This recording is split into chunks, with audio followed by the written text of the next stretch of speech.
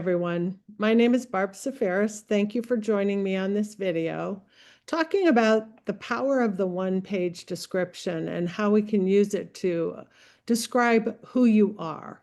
And this is focused really for students and families. There are two resources, the one-page description template and the one-page with guidance. They are both available on frnohio.org under Charting the Life course. So let's talk about words. We know that the words people use really convey their beliefs about people. They can be hurtful, and we need to be careful about how we describe people. So the one page really helps you identify who you are in a very humanistic manner, human-centric, who you are as a person. The one page is a quick way to introduce yourself when you're around new people or in new environments or with new experiences. There are 3 sections that you write in and 1 section, that top right, where you could put a photo, and we strongly suggest that you put a photo. You can use this to introduce yourself in overwhelming situations like IEP meetings or interviews. And you have it on paper, and people tell us that when they have something written on paper, it gives them paper power and paper courage. But you could also just use a Word document. We write a one page for a specific purpose. So you can have more than one. You might write one for new teachers. You might write one for the bus driver, or when you go to medical appointments, or if you join a club, a school club. The first section is, what do people like and admire about you? And we're talking about your qualities, what's inside, not what you do. So are you helpful? Are you athletic? Are you musical? Are you creative or artistic? Are you kind? Are you honest? And on this slide, we have more words, more qualities to think about.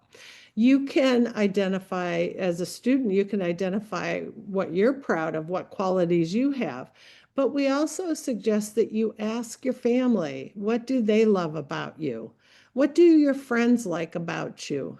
And parents, we suggest that you also tell your loved one what you love about them, what qualities you love about them.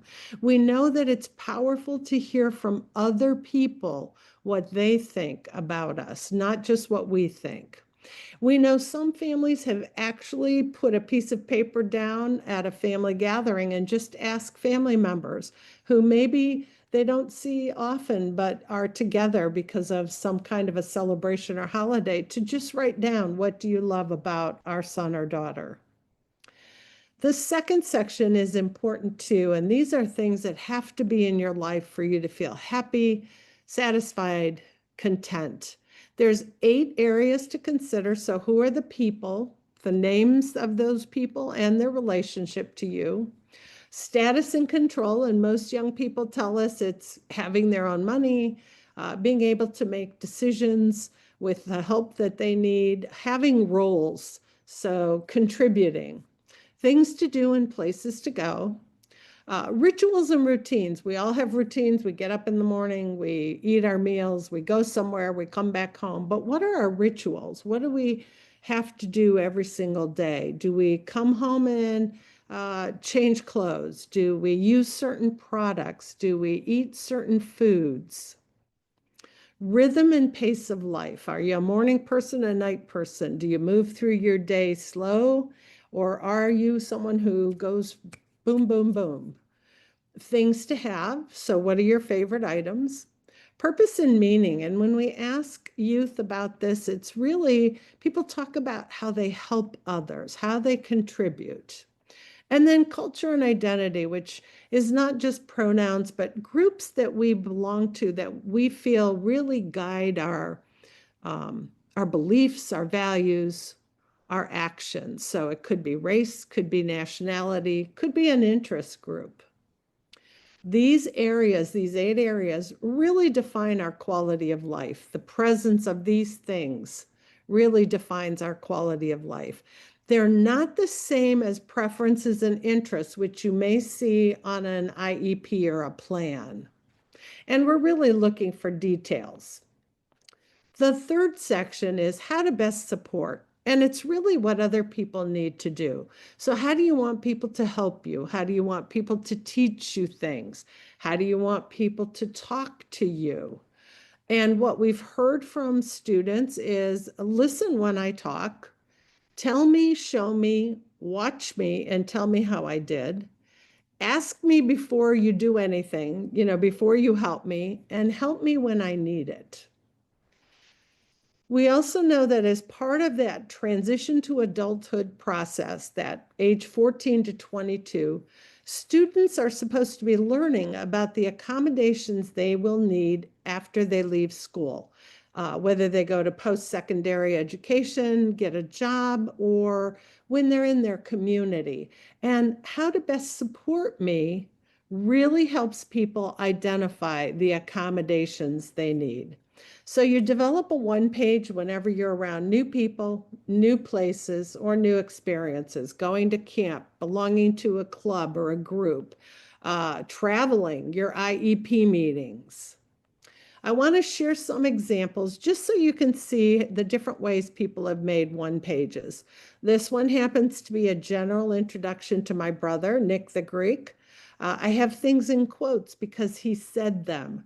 So under how to best support, use a spoon to feed me on my left side between my teeth. I can hear and understand you. Don't yell or use a parent voice. I could be old enough to be your father.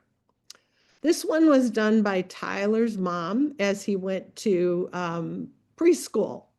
And you can tell by the pictures, she's very creative, and we all know how to start interacting with Tyler. Talk about dinosaurs. This one was done by Trey and his mother, specifically for his employer. There had been an incident at work, and they thought this would be a good idea to write a one-page description on how to support him at work. So things like, no, I'm literal. When you speak to me, don't use sayings that don't sound like what they mean, like hit the road. Be patient with me and explain things carefully.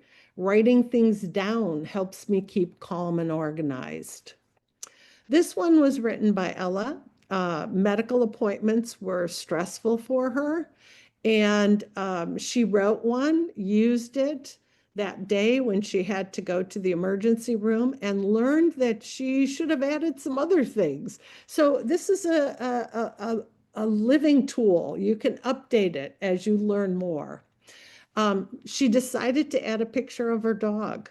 And one of the things that she asked people when they supported her at a medical appointment or in the ER was to not say the word needle, don't show it to her, and distract her. And when she went to her next appointment and they went to draw blood, the medical professional came in and started talking about her dog. They had read the one page. And before she knew it, the professional had drawn her blood and she didn't even realize it because they had read her one page and followed how to best support her.